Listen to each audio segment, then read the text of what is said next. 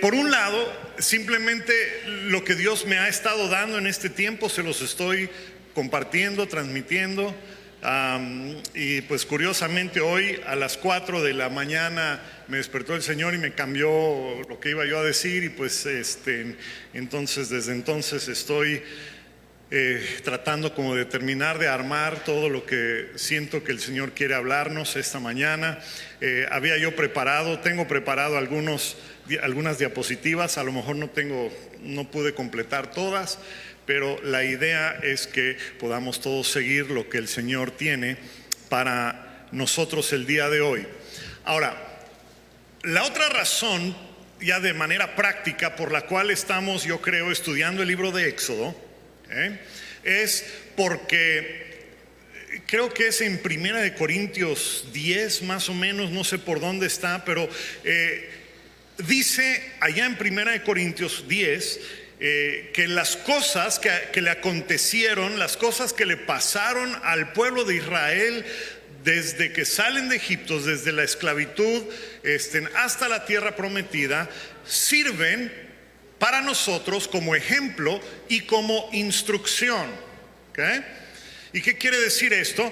Pues ¿cuántos saben que también nosotros hemos sido liberados, estamos siendo liberados del cautiverio en el cual nosotros vivíamos, y estamos en camino a una tierra buena? Y cuando digo tierra buena, no me refiero a un lugar específico, sino a una condición espiritual de llenura, de abundancia, de paz. ¿Okay? Entonces, de eso hemos venido hablando. Hemos estado en cautiverio, algunos de nosotros, todas nuestras vidas, y necesitamos escuchar algo que pueda traer libertad a nuestras vidas, ¿sí? Y hemos estado cautivos, cuando menos, los últimos 8 meses, ¿verdad? A un virus que no sabemos si se va a volver otra vez semáforo rojo y cuándo va a pasar, ¿verdad? Y hay mucha tensión, mucho temor, y estamos cautivos al temor. Y es algo muy poderoso el poder cantar como cantamos hace un momento, que ya no somos esclavos del temor, ¿sí? Pero una cosa es cantarlo y otra cosa es experimentarlo y vivirlo, ¿sí? Entonces yo creo que en este tiempo Dios está haciendo eso, está trayendo ese tipo de libertad a nuestras vidas. Y entonces por alguna razón nos tiene en este momento estudiando el libro de Éxodo.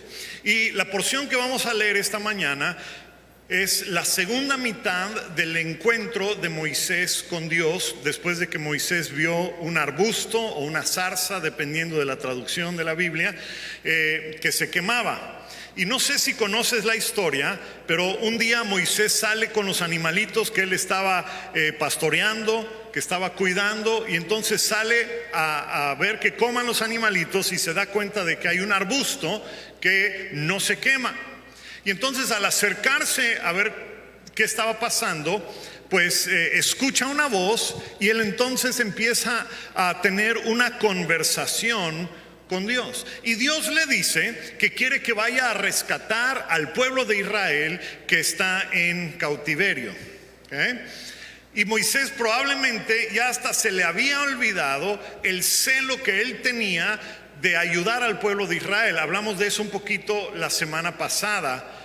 Habían pasado ya 40 años, ¿sí? Moisés en este momento que vamos a leer tiene 80 años de edad, es un hombre ya avanzado de edad.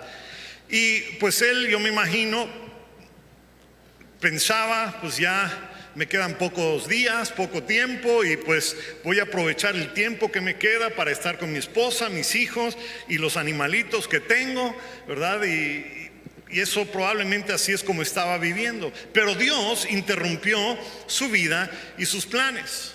Yo no sé si te ha pasado, pero a veces Dios interrumpe nuestras vidas para darnos sus planes, o cuando menos interrumpe nuestros planes para llamarnos la atención por la vida que llevamos. ¿Entiende? ¿Sí? Y eso es lo que ha estado ocurriendo estos últimos 8 meses, donde Dios ha interrumpido los planes de todo el mundo y nos ha llamado a todos, a todo el mundo, a volvernos a reconectar con Él y a una mayor devoción, pero no devoción religiosa, sino un mayor encuentro con Él, ¿sí? Y Dios ha estado hablándonos en 8 meses de que es necesario que debamos buscarlo con más intensidad, más intencionalidad, no sé si es palabra eso, que seamos más intencionales en la manera y en la forma y de que buscamos de Dios, ¿sí? De que adoramos a Dios, ¿sí? Y entonces, pues únicamente los que responden a este llamado de Dios van a salir más fuertes, más fortalecidos de este tiempo de prueba que no sabemos cuánto más va a durar. Pero no importa lo que va a durar, ¿verdad? En eso es lo de menos. Lo que importa es qué estás haciendo en este tiempo, ¿sí? Muy bien. Entonces hoy nos vamos a introducir en la segunda mitad de la conversación que Dios tiene con Moisés. En el capítulo 3, que no estamos leyendo, vamos a empezar con el 4, pero en el capítulo 3 es cuando Moisés ve este arbusto y empieza a tener una conversación con Dios, y en el capítulo 3 Moisés le dice, bueno, ¿quién les digo que me va a enviar? Cuando yo llegue allá y me dicen, ¿y tú quién vienes? ¿De parte de quién vienes? ¿Verdad? Y es cuando Dios le dice su nombre, le dice, yo soy el que soy, Yahweh. Ese es el que te envía. Y ahora en el capítulo 4, Moisés vuelve a hacerle otra pregunta porque está preocupado de que no lo van a recibir, no le van a creer, ¿sí? Y entonces dice así, vamos a empezar leyendo desde el verso 1 hasta el 15. Moisés volvió a preguntar, ¿qué hago si no me creen ni me hacen caso? ¿Qué hago si me dicen, no, Dios no se te ha aparecido? ¿Qué tienes en la mano?, preguntó el Señor. Una vara, respondió Moisés. Déjala caer al suelo, ordenó el Señor. Moisés la dejó caer al suelo y la vara se convirtió en una serpiente. Y Moisés huyó de ella como todo hombre sensato debe hacer en la presencia de serpientes. Pero el Señor le mandó que la agarrara de la cola, y en cuanto Moisés tomó la serpiente, ésta se convirtió en una vara nuevamente en sus manos. Esto es para que crean que yo, el Señor, el Dios de tus padres, Dios de Abraham, de Isaac y de Jacob, me he aparecido a ti. Y ahora ordenó el Señor, llévate la mano al pecho. Moisés se llevó la mano al pecho, y cuando la sacó de su túnica, la tenía cubierta en lepra y estaba blanca como la nieve. Llévatela otra vez al pecho, le dijo el Señor. Moisés se llevó de nuevo la mano al pecho, y cuando la sacó, la tenía tan sana como el resto de su cuerpo.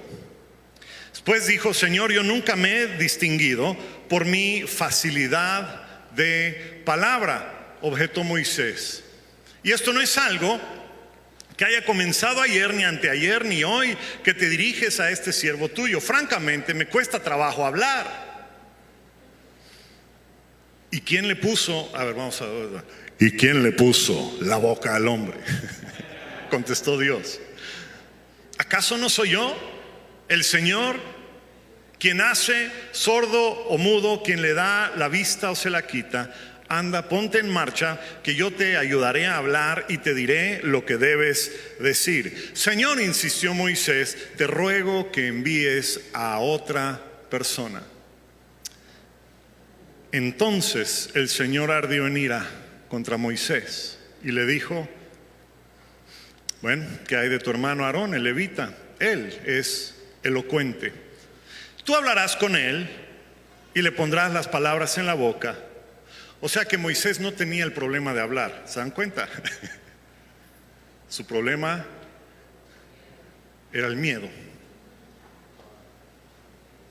Porque cuando Dios le dice, tú le vas a hablar a tu hermano y tu hermano va a hablar, Moisés dijo, órale, ahí sí le entro. El problema no era que no podía hablar.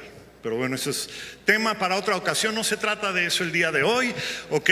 Y dice, verso 15, tú hablarás con él, pondrás las palabras en la boca, yo los ayudaré a hablar, a ti y a él les enseñaré lo que tienen que hacer. Muy bien, aquí vemos la obra perfecta de Dios a través de un hombre imperfecto, ¿okay? Y para mí resulta muy interesante esto que leímos, porque ¿quién fue el que escribió el libro de Éxodo? Moisés, ¿okay? Y Moisés pone estas cosas que le hacen ver mal, ¿sí? O sea, si tú estuvieses escribiendo tu autobiografía, ¿sí?, ¿pondrías tú todas las partes donde Dios te dio tu zarandeada, donde Dios se molestó contigo, donde te dijo, ay, ¿pondrías todo eso? Yo creo que no.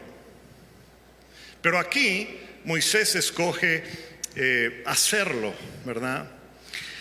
Y una de las cosas que tenemos que aprender aquellos que tenemos un llamado para compartir, para predicar la palabra de Dios, es que nuestro llamado no es hacer que las personas piensen más altamente de nosotros, sino que piensen más altamente de Dios. ¿Sí? No es hacer que nos amen más a nosotros, sino que amen más a Dios. Hay pastores, hay personas, bueno, ustedes los pueden encontrar en el canal Enlace, no sé si todavía existe ese canal, o en YouTube seguramente, y hay predicadores que terminan de predicar y decimos, wow, ese sí es un tremendo predicador. Pero si es todo lo que se dice de la persona, entonces ha fallado como predicador. Porque la meta no es que digan qué gran predicador, sino que digan qué gran Dios. ¿Sí? Y por eso es que Dios no necesariamente usa a los más elocuentes para transmitir su mensaje. ¿Okay? ¿Cuántos de ustedes son elocuentes? No tienen que levantar la mano. Es una pregunta retórica. ¿Sí? La mayoría de nosotros no somos elocuentes. Pero eso no es un obstáculo para que Dios te use. Muy bien. Entonces, la historia del Éxodo no es nada más una historia de liberación de opresión, ¿sí? O sea, sí es una historia de la liberación de la opresión, pero no es nada más eso lo que Dios quiere hacer. Muchos han reducido la historia de Éxodo a una historia de liberación de opresión, pero si ese fuese el caso, entonces Dios podía acabar con todos los egipcios de un manotazo, de un rayo, les manda el ángel de la muerte para que acabe con todos, ¿verdad? Y ya les entregaba una tierra preciosa a la nación de Israel, pero no lo hace así. ¿Por qué no lo hace? Porque no es el plan de Dios. El plan de Dios no es nada más sacar a un pueblo de la opresión. El plan de Dios es sacar al pueblo de la opresión y llevarlos a una tierra que les ha prometido.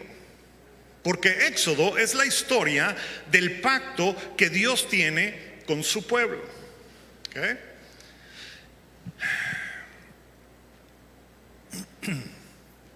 Hay un lugar donde ellos deben estar, y ese lugar no es Egipto.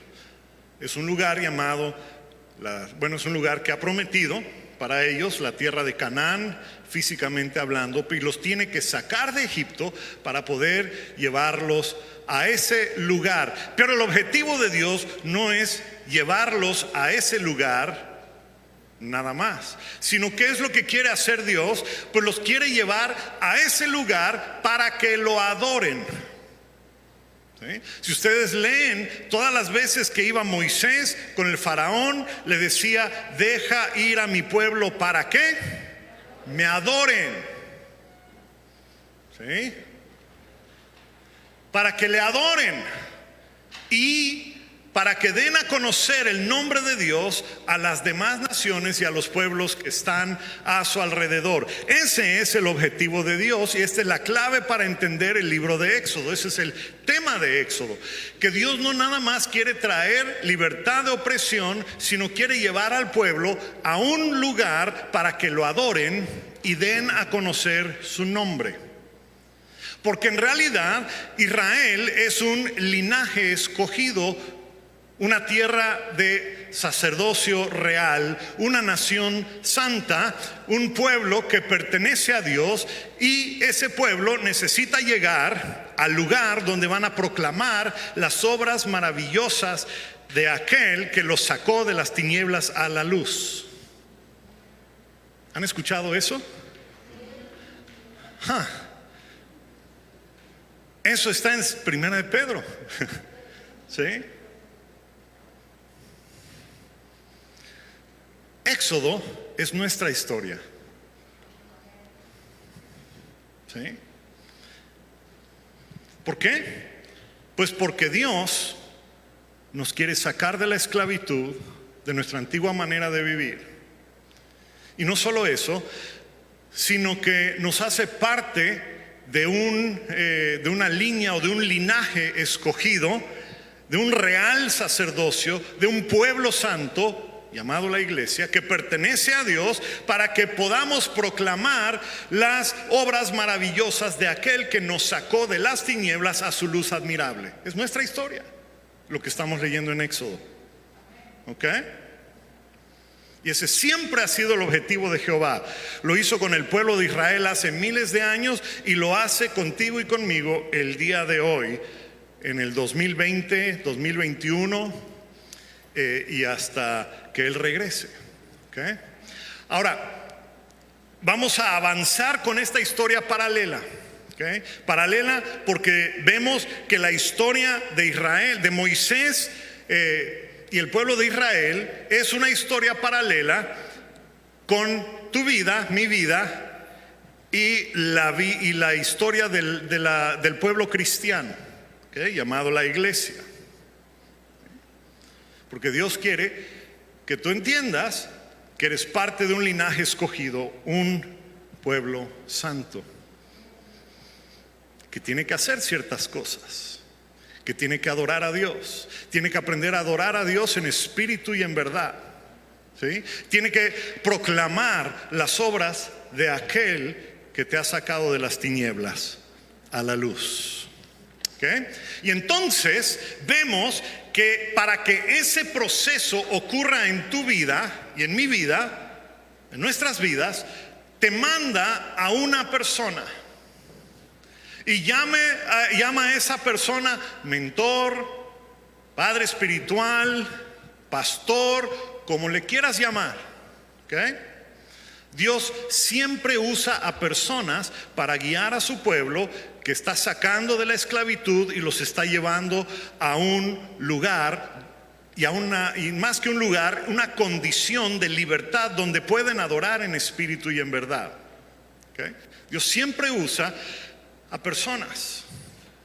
¿Okay? Dios siempre manda a alguien a guiarte en el camino para que salgas de la esclavitud, de lo que has vivido, y puedas llegar al lugar o a la condición de tu corazón de tal modo que puedas adorar a Dios en espíritu y en verdad. ¿Okay? Ese es el paralelo, el paralelismo de lo que vemos en Éxodo con lo que vemos el día de hoy en nuestras vidas. Porque lo que Dios busca son personas que puedan adorarlo en espíritu y en verdad, pero no lo puedes hacer si estás en cautiverio. Y hay diferentes tipos de cautiverio.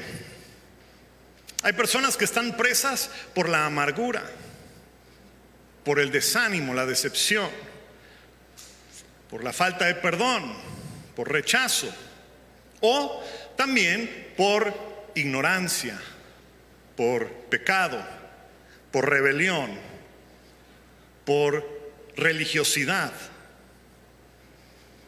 Y Dios te lleva, cuando te empieza a sacar del proceso del cautiverio en el que has estado, sea cual sea ese cautiverio, te lleva primero a un lugar, ¿sí?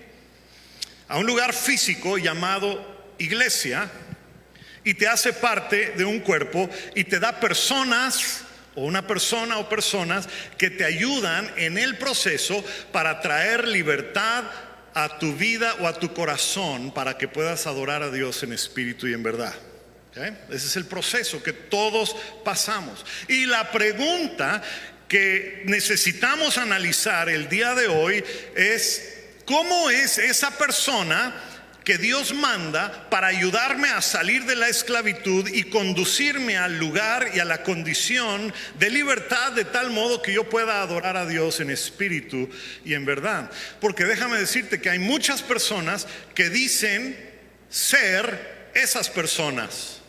O sea, llámenles pastores o líderes o como se quieran llamar.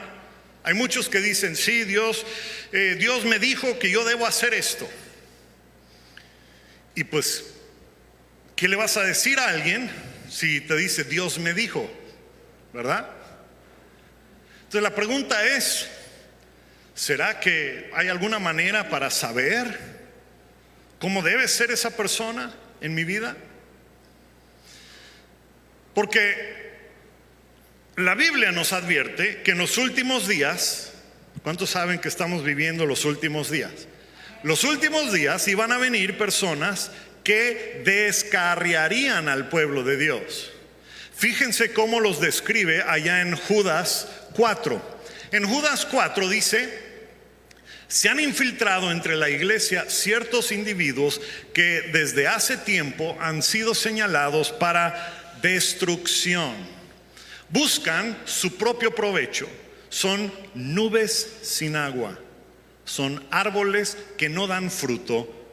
Están doblemente muertos de raíz. Qué tremendo, ¿verdad? Son, wow, esta palabra me gusta, refunfuñadores. Refunfuñadores. Bueno, se quejan mucho. ¿Ok? Y criticones. Se dejan llevar por sus propias pasiones. Hablan con arrogancia y adulan a los demás para sacar alguna ventaja. Causan divisiones y se dejan llevar por sus propios instintos, pues no tienen al Espíritu Santo.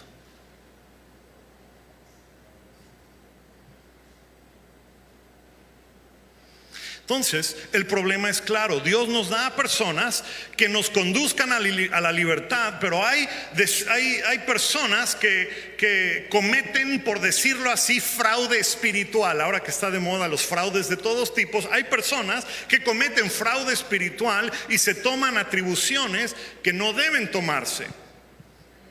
Lo hacen ya sea por ignorancia o peor, de manera planeada, con toda premeditación, alevosía y ventaja, como dicen los abogados. Y hablan en el nombre de Dios. Dios me dijo esto, Dios me dijo aquello. ¿Sí? Y entonces es importante entender que existen ciertas características y cualidades de personas que nosotros debemos seguir. Porque cuando vivimos en tiempos de confusión, ¿sí?, Dios siempre levanta personas que puedan hablar con claridad a nuestras vidas. Pero el problema es que como estamos en confusión, a veces nos cuesta trabajo saber si es esa la persona, o si está hablando con claridad, y a veces no sabemos, porque ya les acabo de leer una porción de la palabra que dice cómo son los líderes falsos. ¿Ok? Ahora, la cosa es que necesitas considerar bien a la persona que tú sigues. ¿Ok? En las cosas de Dios. En las cosas de Dios. Porque deben tener características muy específicas. Y la misma palabra de Dios nos dice cuáles son esas características. Están en 1 Timoteo, 2 Timoteo, están en Tito. ¿Okay? Les voy a leer ustedes van a leer conmigo una pequeña porción en Tito. Escuchen cómo deben ser las personas que son llamadas para pastorear o liderar a otros. Vean las cualidades. Dice Tito 1, dice así: el anciano o el obispo o el pastor, dependiendo de la traducción de la Biblia, usan una de esas tres palabras. Dice, debe ser, ¿qué cosa? Intachable, esposo de una sola mujer. Sus hijos deben ser creyentes, libres de sospecha de libertinaje o rebelión. O sea, no libres de libertinaje y rebelión, libres de sospecha de libertinaje y rebelión. El anciano, obispo, pastor, tiene a su cargo la obra de Dios y por lo tanto debe ser intachable, no arrogante, ni iracundo, ni borracho, ni violento, ni codicioso de ganancias mal habidas. Al contrario, debe ser hospitalario, amigo del bien, sensato, justo, santo, disciplinado. Debe apegarse a la palabra fiel según la enseñanza que recibió, de modo que también pueda exhortar a otros con la sana doctrina y refutar a los que se opongan. Esa es una sección, una parcial de las cualidades que debe tener todo líder principal de un rebaño espiritual conocido como la iglesia.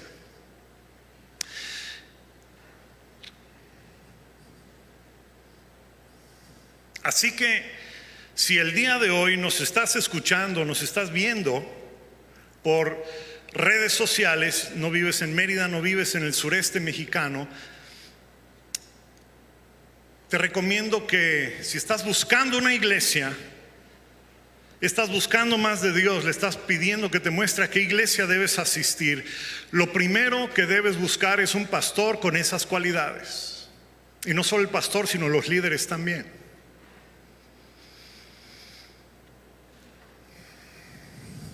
Perdón, sentí que debía decir eso a alguien que nos ve.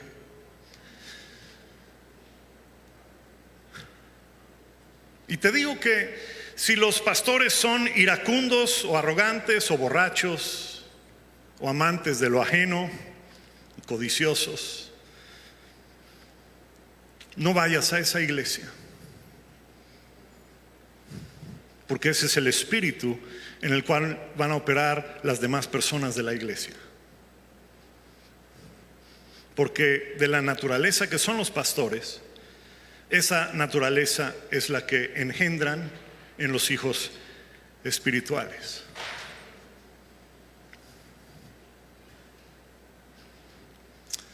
Amén. Wow.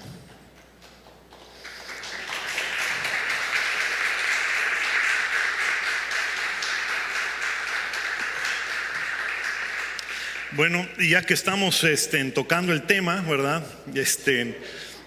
A lo mejor dirás, qué bueno que yo no tengo el llamado para ser pastor principal de una iglesia. Yo me conformo con ir a servir, a limpiar, a lo mejor cuando ya no haya pandemia, a servir las mesas, servir comida, ¿verdad?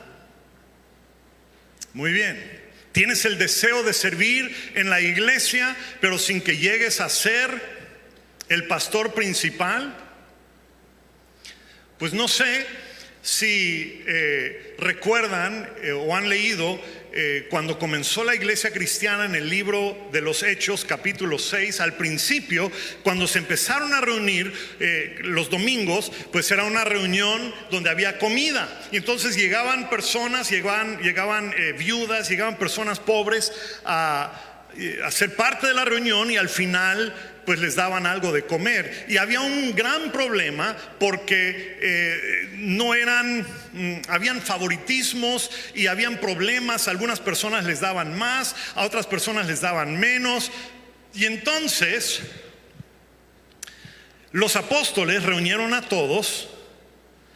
Y bueno, ¿para qué se los cuento? Está aquí puesto, esto sí lo escribí. Dice Hechos 6, del 2 al 4, los 12, o sea los apóstoles, reunieron a toda la comunidad de discípulos, o sea la iglesia, Y les dijeron: no está bien que nosotros los apóstoles descuidemos el ministerio de la palabra de Dios para servir las mesas. Hermanos, escojan entre ustedes a 7 hombres de buena reputación, llenos del Espíritu y de sabiduría, para encargarles esta responsabilidad. Así nosotros nos dedicaremos de lleno a la oración y al ministerio de la palabra. Así es como nació lo que en la Biblia se llama diáconos, que simplemente significa servidores. Ok, entonces, ¿qué es lo que estaban buscando? Personas para servir mesas. ¿Qué cualidades debían tener?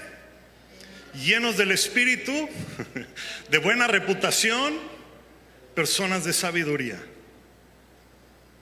¿Quieres servir? Ahí está. ¿Okay? Así que vemos que hay en realidad en la iglesia 2 tipos de servidores o 2 tipos de ministerios o servicios. Por un lado están aquellos que cuidan de la vida espiritual de las personas, y esto es más bien una función pastoral. Y por otro lado están los que cuidan del aspecto físico de la congregación, y esto es más bien una función diaconal. ¿Okay?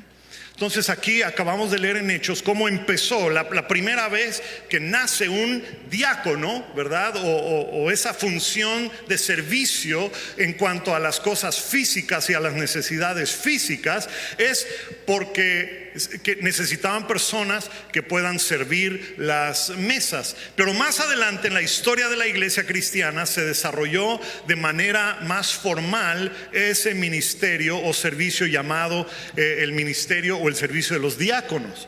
Y entonces también el apóstol Pablo describió algunos requisitos de aquellos que tienen una responsabilidad para cuidar del área física o para servir como diáconos en una iglesia.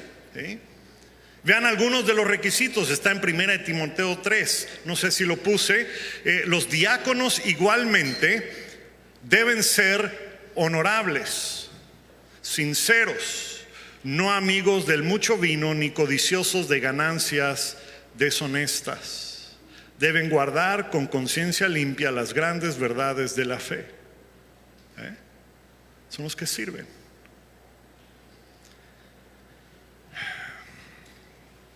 Nosotros lo que hemos decidido hacer en esta congregación, ¿verdad? Es cuando uno llega aquí a la iglesia y dice: siento que Dios me ha traído a este lugar y quiero empezar a servir. ¿Qué es lo primero que les ponemos a hacer? A limpiar. Algunos dicen: yo puedo tocar, yo quiero estar allá. Perfecto, qué bueno que quieres estar allá. En el cuarto de atrás hay una cubeta, un trapeador, y mira, puedes tocar ese trapeador todo lo que tú quieras. Haz música, canta mientras estás limpiando, y mira, gózate con el Señor. ¿Y qué ocurre? Pues muchos dicen: no, creo que este ministerio no es para mí. Ah, perfecto. ¿Sí? Híjole, ya me desvié muchísimo del tema de Éxodo de Moisés, pero es importante hablar de esto porque tiene que ver con el carácter, y estas cualidades que hemos leído, estas cualidades internas que mencionan estos versículos, son producto del fruto del Espíritu Santo en la vida de cada uno. O sea, para que estas cualidades puedan ser evidentes en la vida de una persona, necesita desarrollar el fruto del Espíritu en su vida, y eso es lo que lleva tiempo. A Moisés le tardó 40 años para que Dios diga: bueno, creo que ya lo puedo usar. 40 años. Y tenía 40 años cuando comenzó. 80 años tenía este señor. ¿Sí? Muy bien. Haciendo un repaso de lo que ya vimos hasta ahorita, es que Éxodo no es nada más la historia de lo que le sucedió a una nación lejana hace mucho tiempo, sino es nuestra historia también. Y así como Dios quiso sacar a su pueblo de la esclavitud, llevarlo a una tierra prometida, para que puedan adorar y ser ejemplo a otras naciones, lo mismo hace con nosotros. El objetivo de Dios es hacernos parte de su linaje especial, hacernos parte de su pueblo especial, llamado la iglesia, para que podamos adorar y en espíritu y en verdad. ¿Sí? Okay. Y entonces dijimos que en ese proceso Dios envía a personas, mentores, pastores, líderes que pueden guiarnos y guiar al pueblo en este proceso y hacia ese objetivo. ¿Okay? Y entonces acabo de mencionar que en la iglesia las responsabilidades se dividen por un lado en responsabilidades de tipo pastoral, que es el cuidado espiritual de las personas, y el otro lado es el tipo diaconal, que son el cuidado de las cosas físicas del edificio y de las personas que son miembros de la congregación. ¿Okay? ¿Estamos todos? Esto es como que una cápsula de lo que hemos hablado. Y nada más voy a tocar un último punto para analizar y como que empezar a concluir esto de Éxodo, donde ya me desvié mucho, pero está bien. ¿Sienten ustedes que el Señor está dándoles algo esta mañana? ¿Sí? Muy bien. Y el último tema o subtema dentro de aquí, el Éxodo 4 que podemos ver, es el tema de los mediadores. ¿De los qué? Mediadores. Dios siempre usa mediadores en la vida de las personas. Siempre usa mediadores. Entonces, esto se puede mal entender si no se explica bien, y entonces voy a primero decir cómo aparece en el texto y después vamos a sacar una aplicación a nosotros hoy día. ¿Ok? Entonces, Dios siempre usa a mediadores. Aquí en el texto que leímos, Moisés es el mediador. Moisés es el mediador entre Dios y el faraón. Dios se le aparece a Moisés en un arbusto que no se quemaba, pero al faraón no se le apareció Dios. Dios se le apareció al faraón por medio de ¿quién? Moisés, el mediador. ¿Okay? O sea, para el enemigo de Dios, para aquel que es enemigo de Dios, Dios se comunica con él a través de un mediador. Moisés es el que recibe la revelación y después se vuelve mediador entre Dios y el enemigo de Dios. Y ahora, ¿por qué es importante eso? Pues porque Dios es un Dios de pactos y se revela de manera directa con aquellos con los cuales Él está en pacto, pero no con aquellos con los cuales no tiene un pacto, con aquellos que son enemigos suyos. Cuando Dios se quiere comunicar con alguien que es enemigo suyo, lo hace a través de un mediador, de una persona, ¿sí? Como Moisés. Así que en el antiguo pacto, en el Antiguo Testamento, vemos que Dios tuvo diferentes mediadores entre Él y el pueblo de Israel. Tuvo profetas, comenzando con Moisés, que recibían la palabra de Dios y se lo comunicaban al pueblo. Tuvo sacerdotes, o sea, el pueblo no podía, las personas no podían salir al patio de su casa y ofrecer un holocausto a Dios. No, lo tenían que hacer con un sacerdote. El sacerdote ofrecía el holocausto como intermediario, ¿sí?, entre la persona y Dios, como mediador. También en el Antiguo Testamento los reyes eran mediadores entre el pueblo y Dios. Representaban a Israel ante Dios. Y entonces cuando la nación, cuando tenía un rey que era obediente, a la nación le iba bien. Pero cuando tenían un rey que era malo, entonces la nación recibía una maldición en forma de plagas, en forma de sequía, en forma de ejércitos invasores. cuando el rey era desobediente. Pero un día llega una persona que es profeta, sacerdote y rey, y es el único mediador entre Dios y los hombres, Dios mismo en la forma de su Hijo Jesús. Y Él es nuestro mediador, ¿sí? Él se ha vuelto nuestro único mediador, ¿sí? No hay otro. No hay otra persona. Para alguien que es parte del pueblo de Dios, no hay otra persona que pueda ser mediador entre los hombres y Dios. Ahora, te hago la pregunta, y aquí vamos a empezar con la aplicación de esto. ¿Cómo es que tú conociste a este mediador Jesucristo? ¿Cómo lo conociste? Hay una de dos maneras, nada más. Una de dos maneras. O por un lado, eras recipiente del pacto de Dios por cuanto creciste en una familia cristiana y lo conociste desde niño. O lo conociste a través de otra persona que te compartió acerca del Señor o te llevó a una reunión cristiana. ¿Verdad que sí? O es una o la otra. En mi caso, yo crecí en un hogar cristiano y pues yo conocía de Dios desde muy chiquito. No fui perfecto, pero yo sabía cuáles eran los caminos del Señor, ¿sí? La mayoría de las personas tal vez no es así. La mayoría de las personas necesitan que alguien les hable, les lleve, les diga, les muestre. Necesitan, ¿qué cosa? Un mediador. ¿Sí? Porque el día de hoy todavía Dios requiere de mediadores entre Él y aquellos que son enemigos suyos.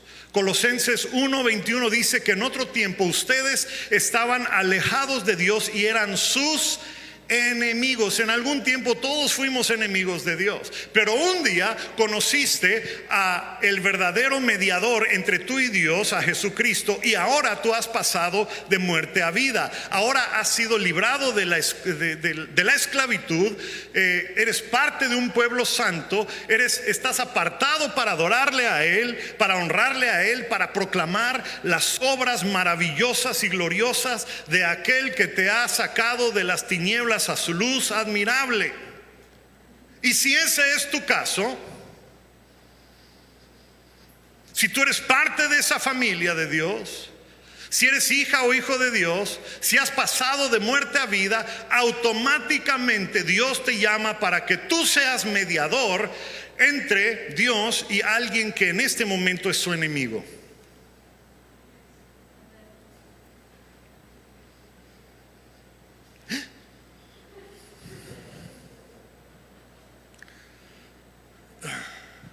Y dirás, no puedo hablar,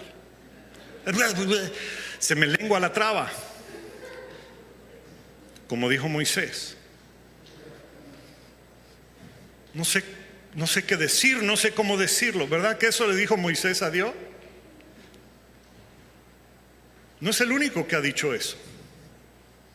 Isaías tuvo un encuentro con Dios y le dijo a Dios: Dios, mi manera de hablar no es correcta. Pero fue y habló. Jeremías le dijo a Dios: soy muy joven, no sé hablar. Pero fue y habló. El mismo Pablo dijo que era malo para hablar. Dijo: soy mal orador. Lo que en 2 Corintios 11 dice: soy mal orador, pero tengo conocimiento, conozco a Dios.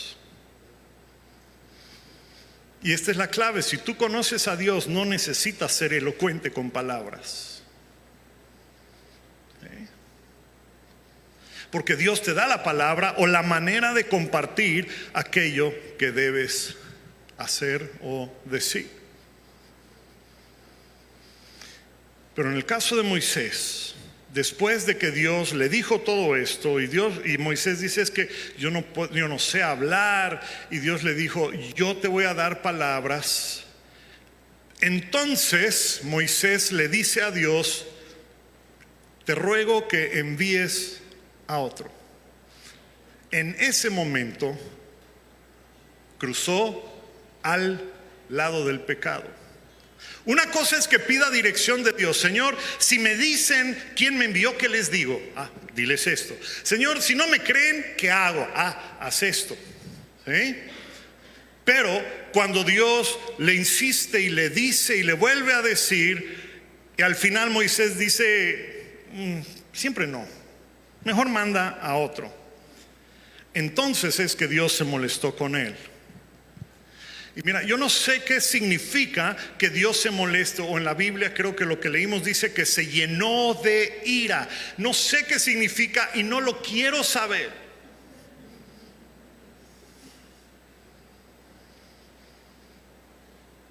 Y el día de hoy yo te quiero decir que si tú conoces a Dios, no conoces de Dios, conoces a Dios, Él se espera que tú seas un mediador entre Él y alguien que en este momento es su enemigo. Y a lo mejor puedes decir: Señor, no sé qué voy a hacer. ¿Qué fue la pregunta que le hizo Dios a Moisés? Le dice: ¿qué tienes en la mano? ¿Con qué cuentas? ¿Te das cuenta? Moisés dice: es que yo no sé qué voy a decir, no sé qué voy a... Y Dios le dice: a ver, ¿qué es eso que tienes? Y te hago la pregunta: ¿qué es eso que tienes? ¿Con qué cuentas? Ayer precisamente vine a hablar con Mario. Bueno, Mario vino a hablar conmigo, vino a hacer limpieza Mario. Y me dijo, y espero, Mario, si me estás viendo, perdón, no te pedí permiso para contar tu historia, para que todo el mundo lo vea, pero ya lo voy a contar, ni modo. Parece que era estas palabras. Me dice: pastor, yo siento que Dios me está llamando a hacer algo más, pero no sé cómo hablar. No soy elocuente, me dijo. Y le digo: ¿y qué sabes hacer? Sé pintar. Y entonces él mismo me dijo: a lo mejor puedo ir a la plaza y ponerme a dibujar. Eso sí lo puedo hacer. Y cuando las personas vengan a preguntarme qué estoy haciendo, les digo lo que estoy haciendo y cómo Dios ha cambiado mi corazón. Ahí está. ¿Tuviste que ir a Harvard para aprender a hablar? No. Usaste algo que ya tenías. Cada uno de nosotros necesitamos analizar con qué contamos el día de hoy. Algunos sí pueden hablar. Algunos se dedican en su vida diaria a hablar, a vender, a convencer, a discutir, y están acostumbrados a usar palabras, pero la mayoría no. Pero lo que más convence no son palabras, es una vida transformada. Amén. Es una vida transformada.